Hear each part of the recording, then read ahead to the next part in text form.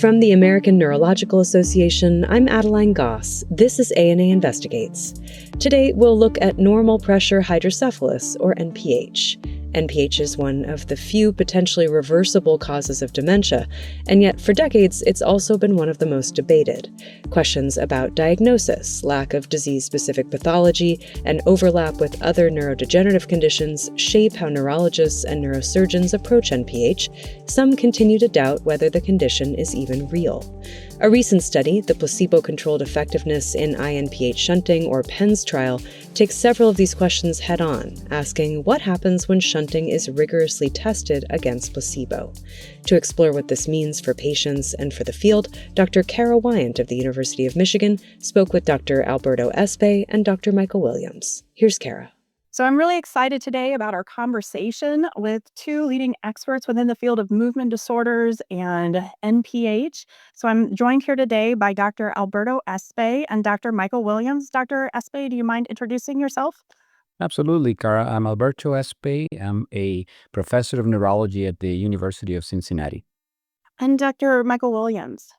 My name is Mike Williams. I'm a professor of neurology and neurological surgery at the University of Washington. We are so excited to have your expertise today as we talk about and discuss the advances that we've made within the field of idiopathic normal pressure hydrocephalus. I hope that our conversation today will actually help to answer some of those lingering questions and concerns about this diagnosis. We're going to do that today by focusing on three areas that still have big questions in this field: pathology, diagnosis, and treatment response. So starting first with pathology, concerns have been raised about the ability to make the diagnosis of NPH when pathology is so nonspecific.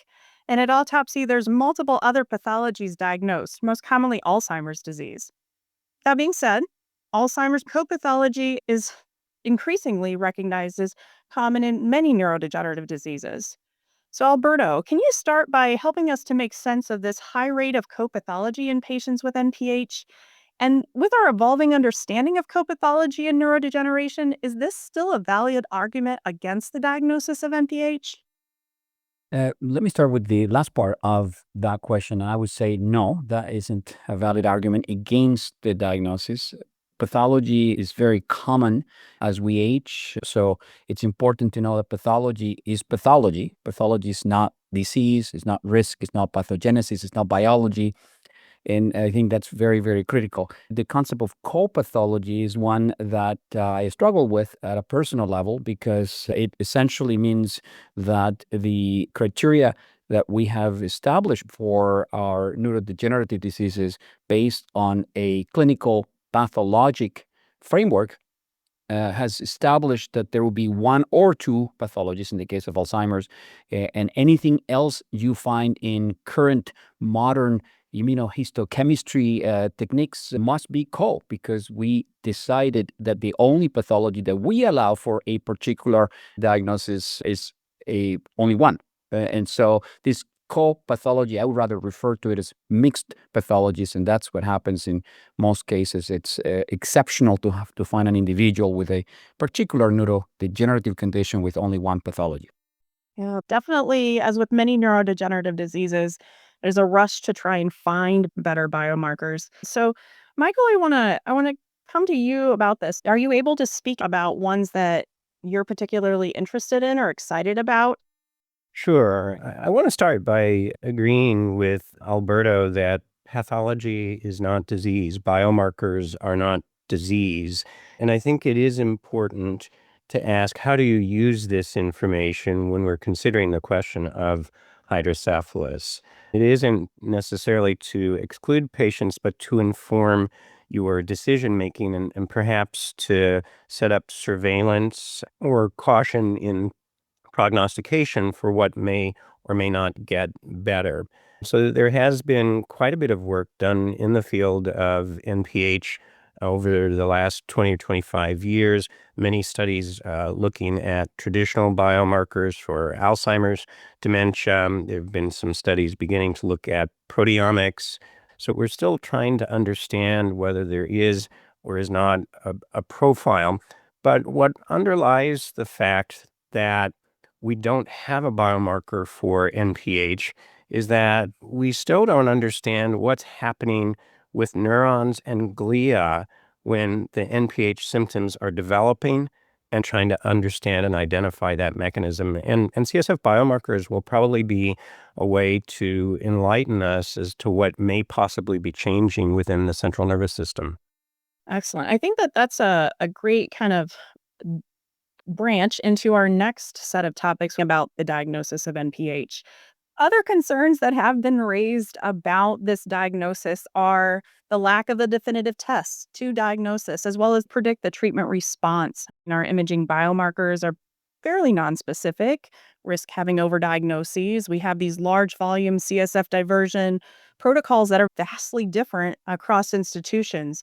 So, Alberta, can you tell me a little bit more about what work is being done to better validate this test or outcome measures in MPH that might help with this specific issue?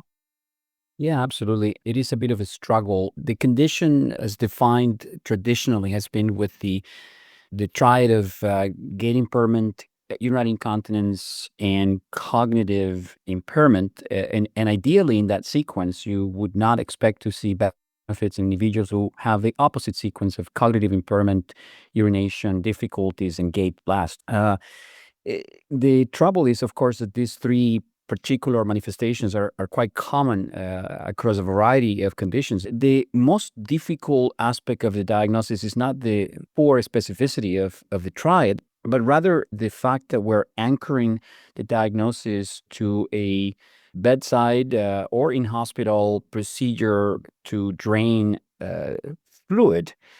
That is a problem. In fact, we know that no therapy is perfect. We have people with Parkinson's disease that haven't responded. Now, sometimes it's because the dosage is too low and we have to build it up, but not uncommonly that is happening. So anchoring a diagnosis to the response to therapy is a problem because, as I mentioned, you can make mistakes in both ways. You can have a mistake made because people respond to it and they actually have Alzheimer's disease, for instance, and that response obviously won't be long lasting, although it could be significant early on. And you can have people that do not respond to treatment. That will be a situation in which a sustained response is going to be seen despite the failure of the screening test that we do. So I think that's kind of the problem. In my mind, we have some criteria that helps us to maximize the odds of finding those whose ventricles are large because of MPH as opposed to large because of something else going on. And we have to just be mindful that our way of approaching this is imperfect. Even the disproportionate enlarged subarachnoid space hydrocephalus. One of the concerns that is out there is the lack of a unifying diagnostic criteria for this diagnosis, with current guidelines being fairly old. So, Michael, I know that you're involved in updating those guidelines. Can you tell us a little bit more about where you are within that process?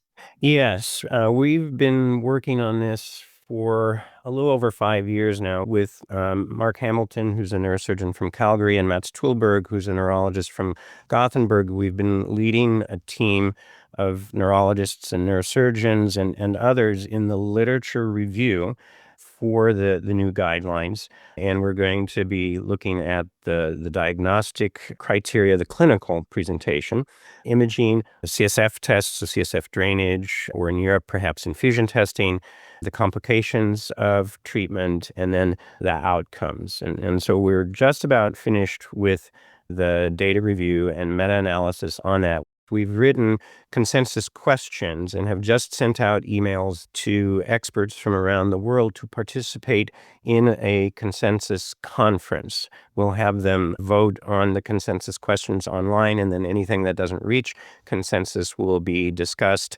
at Zoom meetings in May and one in June this year. So we're closer and closer than ever to finishing the guidelines. I think we can now realistically say that we hope to have those published within the next year.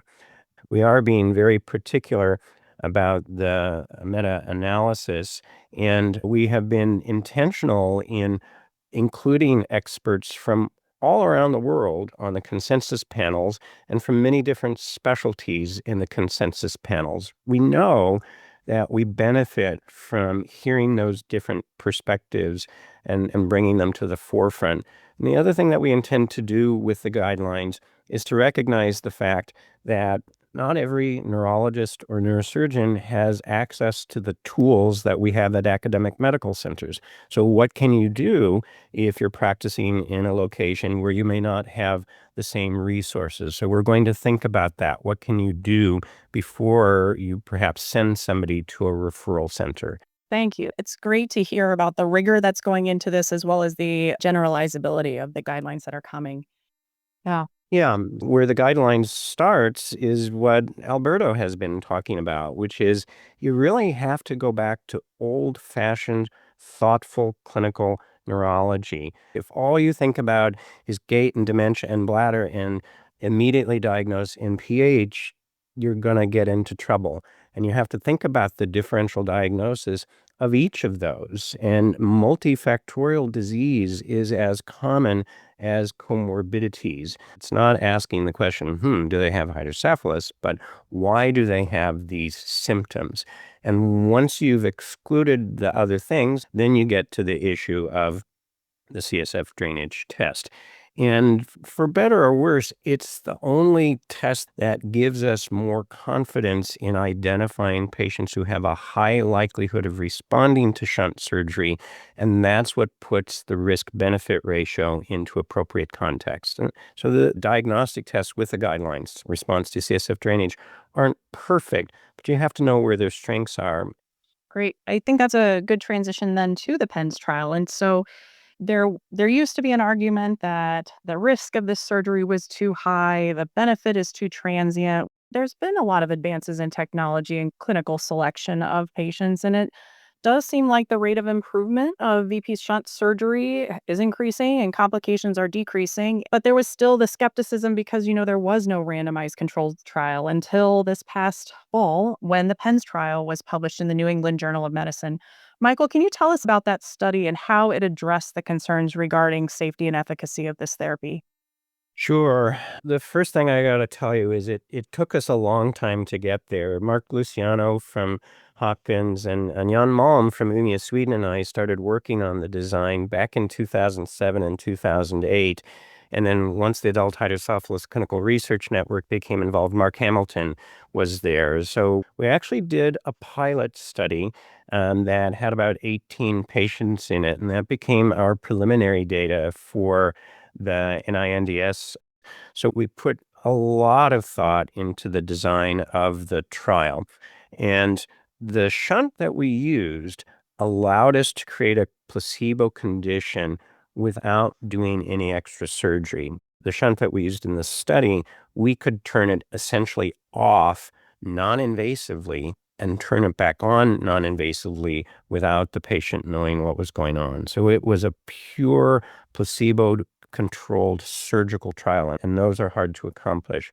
Only people who knew the shunt setting were the surgeons, but the surgeons were not involved in the clinical assessments. We picked a primary outcome of gait velocity for several reasons. The first is it's one of the most commonly used approaches in assessing outcome in NPH. Patients who have higher level neurologic gait disorders, who may have gait initiation failure, who may have these short stuttering steps, tend to be slower.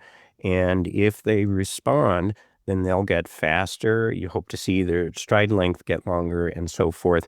So it's both simple and robust at the same time. And if you look at the literature in geriatrics, gait velocity is a really important indicator of geriatric health and the ability to function alone, live alone, or get out into the community.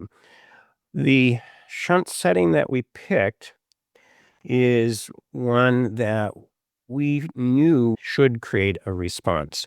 And we had some debate about whether that was too low or too high. In hindsight, some of us feel it might have been a little bit too low, which is why there was some overdrainage and subdurals in the study. And I know a few of the investigators who are starting at a different shunt setting at this point, but we needed it in order to be able to clearly have a treatment arm and a placebo arm.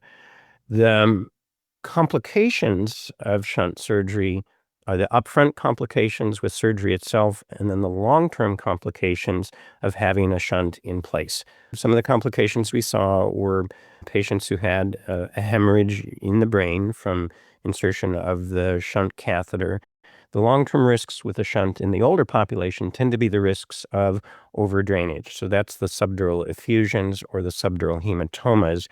The last thing I'll say is that with respect to the subdural hematomas, they're not all created equal. If they're small, you can actually treat them by adjusting the shunt setting to raise it, and that allows re-expansion of the brain and makes the subdurals go away. They don't all require surgery, and we reported that in the paper as well. Yeah. So, Alberto, I'd like to hear your critical analysis of this trial. First of all, I have to congratulate Michael because as he just summarized, this has been a very, very long-lasting effort. Now, so one issue with the trial is that we're essentially looking at this with a 3-month response. And 3-month response is very short. Within the analysis we published in Annals of Neurology, the longer the reports go on, I mean, most papers have actually reported, and of course, in most cases, in an unblinded fashion, very short-term studies, 3 to 6 months. When you go to 3 years, you have a fraction of the patients, and in fact, the experience we had in Cincinnati mirrors the experience reported at the Mayo Clinic, which essentially means you are left with about a third of the original responders still responding at 3 years. So that's the first thing to mention. For this study, there were about 14 or so patients screened for one to be entered into the trial. So imagine that level of attrition between screening and randomization, and that sort of justifies why it took so long to get this trial going. And so very, very important to recognize that we're dealing with a very selected subset of the people that we get to see in clinic. So, and then finally, just the overall benefit. You see benefit in gait, and that's important. So it's definitely significant. Now, let's remember that the prior study that Michael was referring to that became the pilot study had the same effect size in terms of velocity of about 0.24, and this one was about the same. I think it was 0.23. The first study was not significant for gait, and this one with a larger sample size, it was. So here it's important to know that in a smaller subset, it would have not come out as significant. There was no placebo effect. That's interesting. Some of that is, I would argue, potentially related to this issue of the complications that happen in some of the patients, some of the side effects. If you think, for instance, of the positional headache as a side effect, it happened in nearly 60% of the patients, but you wonder about how much of the unblinding there was, and perhaps Michael could tell us a little bit about this. I think altogether, this is good. We needed evidence that there are people that benefit greatly. We don't know who they are, right, compared to those that didn't benefit, and then B, how long that response will be sustained in those that benefited. We know that there is an attrition rate, and by 3 years, at least in 2 separate cohorts, the University of Cincinnati being one of them, 2/3 of the patients lose benefit. You're left with 1/3 of those that had initial benefit to actually disappear by 3 years. So I think that the long-term data on these patients will be very, very critical for us to learn from. Thank you for those thoughtful comments. Michael, I would ask if you could please just give us a little bit of information about the blinding of this study. Could there have been a placebo effect, knowing that there were more subdurals and positional headaches in the group that was having the shunting? And then also how this cohort is being followed long-term in order to answer some of those lingering questions about the long-term treatment benefit. Sure. Of course, there could be a placebo effect, but it's not very big. The differences between the groups are striking. The placebo group basically had no change in gait velocity, 0.03 meters per second, compared to more than 0.2 meters per second in the open shunt group. Now, if you look at the figure in the New England Journal paper, the histogram, you'll see that indeed there were some patients in the placebo group whose gait velocity improved. And whether that's a placebo effect or whether they for somebody who maybe didn't really have NPH and got through the screening, we can't say. But the purpose of statistics is to, give us confidence in understanding the difference between the groups. Now, I think Alberto overstates how few patients actually became eligible for this study. We had to have both inclusion criteria and exclusion criteria. You then look at the number who met the inclusion criteria and had CSF drainage, and that got us down to about 660, and then there were 300 of those who were eligible for the study. Now, in the conclusions of the study, we're very honest about that. The study is designed to go out to 12 months of open shunt condition for all patients. We're in the finishing stages of collecting that data, but we are also in the beginning stages of analyzing the data that we have, and we're intending to submit some of that work to the World Hydrocephalus Congress in August of this year. I'm not at a point where I can tell you what the results are, but I can tell you that I'm not disappointed with the results. And we'll be able to share that in more detail later in the summer. Now, the other thing that's going to come out of the long-term data is we're hoping that the study will identify non-invasive profiles to better predict responders or non-responders to expedite their path to getting shunt surgery. And part of the reason that we want to do that is that there is good evidence to show that if there's a significantly prolonged delay to getting shunt surgery, the outcomes are worse. And we'll have to see with our 12-month data whether the initial placebo delay of 3 months had any deleterious effect on the patients. And I don't have that data to report yet. Yeah. Oh, it's a lot of exciting things that are yet to come from the PENS trial. So I want to wrap up by asking you first, Alberto, is there sufficient evidence to support the clinical syndrome of NPH and warrant neurologists to more aggressively refer for management of NPH? I would say yes. Michael thinks it's a common condition we overlook. I've been trying to make it more common in my practice. I have not been able to. I think that we still have a small ratio of people who we would want to have or believe that had NPH to people that actually respond to the shunting. So there's a gap there. But I would say yes to your question. And I think that we just need to understand who are the individuals that do have this condition. Why is it that gait only improves and not other things improve? I think that maybe the issue is that we are not having a pure condition in most cases, perhaps. In most cases, there might be other comorbidities. Michael has worked so extensively, and I'm really delighted that we're going to learn more about what happened to these patients over the long term. Michael, any additional thoughts? Sure. Alberto, I agree with you. Yes, there very clearly is a disorder of idiopathic normal pressure hydrocephalus. And the primary outcome of the PENS trial at 3 months was designed to answer that question. The next question that comes up is, what does that tell you about all of the other research that's already happened in the field of idiopathic normal pressure hydrocephalus? And I think it may be tempting to imagine that the PENS trial is the only trial that's ever shown this. And that's actually not true. It's just that we're the first randomized placebo-controlled trial that meets the burden of proof for saying, yes, this is real.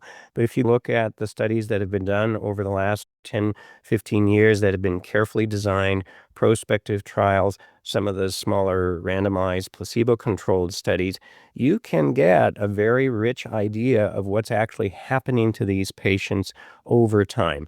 The gait improves in many of them, but not all of them. The bladder can improve. I think the jury is still out on cognitive improvement. And I think at this point, neurologists should be open to the idea that a patient might have normal pressure hydrocephalus and say, well, you know what, I think I need to send you to my movement disorders colleagues, or I think I need to send you to my dementia colleagues so that we can understand what's going on. But neurologists can't say anymore, I don't believe. our duty to patients is to try to understand what is the cause of their symptoms. NPH might be that cause in some circumstances, and it warrants further evaluation. Well, thank you both so much for sharing your expertise and your insights with us today. Thank you for really taking interest in the PENS trial. I was so excited to hear from you. Absolutely. Thank you very much, Cara, for having me. I'm just happy to have been part of the discussion. That was Dr. Alberto Espay of the University of Cincinnati and Dr. Michael Williams of the University of Washington School of Medicine, interviewed by Dr. Cara Wyant of the University of Michigan. ANA Investigates is the official podcast of the American Neurological Association. The show's producers are members of the ANA Education Innovation Committee. I'm Adeline Goss, podcast host and executive producer. Our production team this month included Cara Wyant, Ifra Zawar, and Jen Hurley.